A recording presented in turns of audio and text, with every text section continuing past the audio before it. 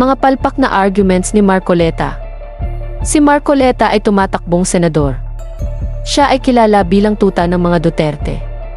Hindi alam ni Marcoleta ang pagkakaiba ng perspective sa retrospective. Sa kanyang pagtatanggol kay Sara Duterte sa pagtanggi nitong magpaliwanag tungkol sa kung paano nito inubos ang budget ng mga nagdaang taon. Nangatwiran si Marcoleta na bakit daw tinatanong ang tungkol sa budget noong mga nagdaang taon 2025 budget ang pinag-uusapan. Natural alangan namang tanungin ng Kongreso kung paano niya ginasta ang 2025 budget wala pa naman. Evaluation is always retrospective and not prospective. Mga bobo lang ang boboto kay Marcoleta. Hindi natin kailangan ng panibagong senador na tanga sa Senado. Ang loyalty niya ay nasa mga Duterte at hindi sa taong bayan. Marcoleta straight sa kubeta.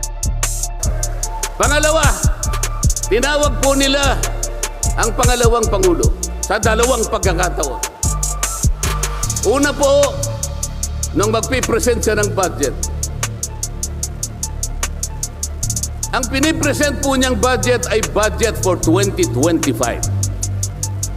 Akalain po ninyong ang gusto nilang tanungin ay yung pagkakagasta ng kanyang budget noong 2022 and 2023. Natural kaya nga evaluation Tatanungin ka kung ano ang nangyari nung nakaraan.